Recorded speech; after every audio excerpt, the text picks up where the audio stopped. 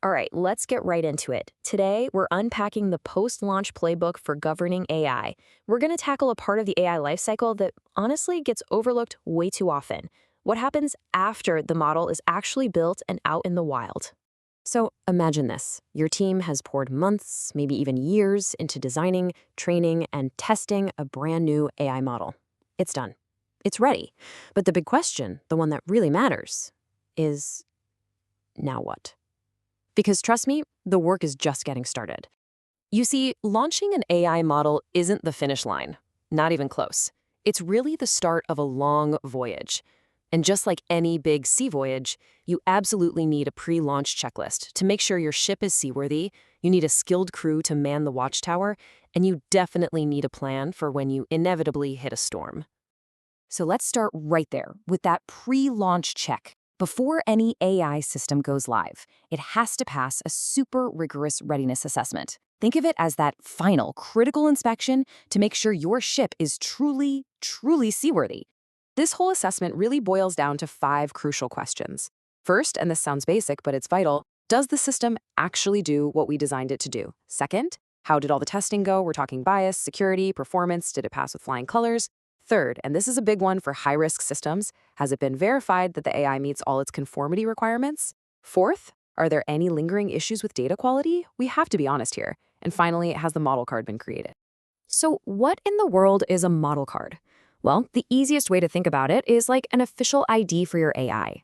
It's this short, easy-to-read document that spells out the model's purpose, how it was built, its performance stats, and, super importantly, its known limitations.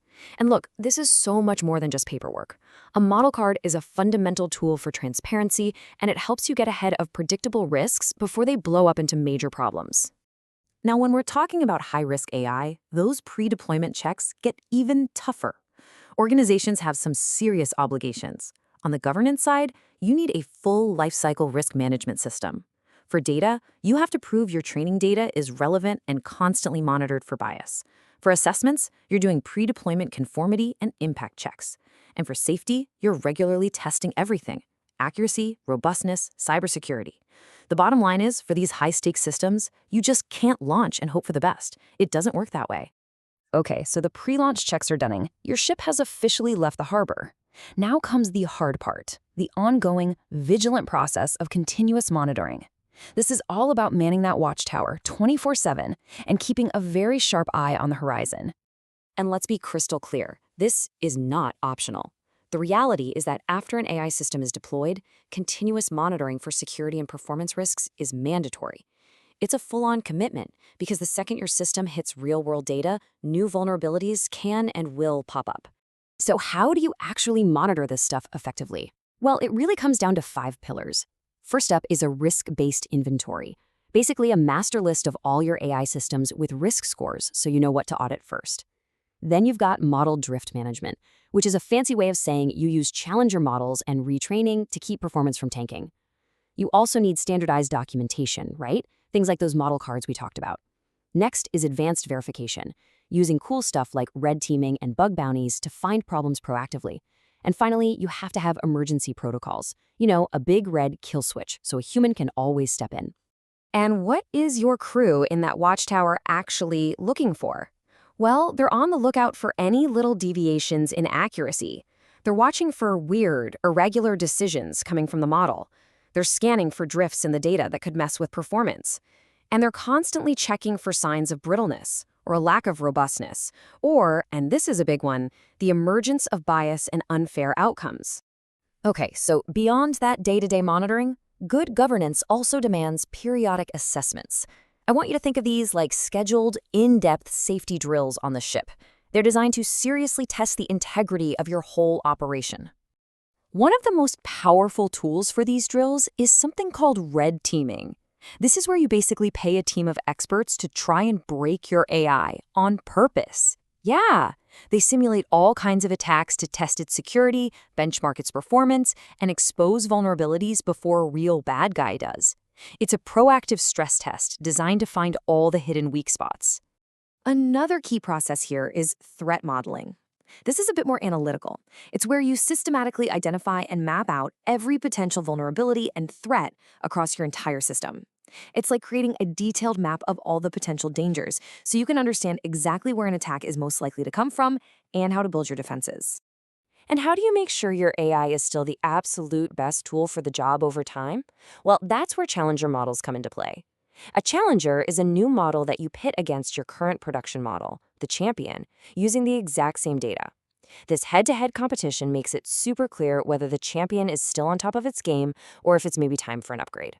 So if you put all that together, these periodic assessments are all about hitting three main goals.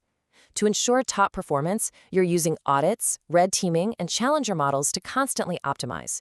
For reliability, you're using stress tests and benchmarks to make sure the system is absolutely dependable. And for safety, you're using threat modeling and security testing to mitigate legal risks and, most importantly, prevent any harm. But let's be real, even with the best crew and the most rigorous safety drills, storms are going to happen. And when things go wrong with your AI, you need an incredibly clear incident management plan. This is your protocol for responding to those storms at sea.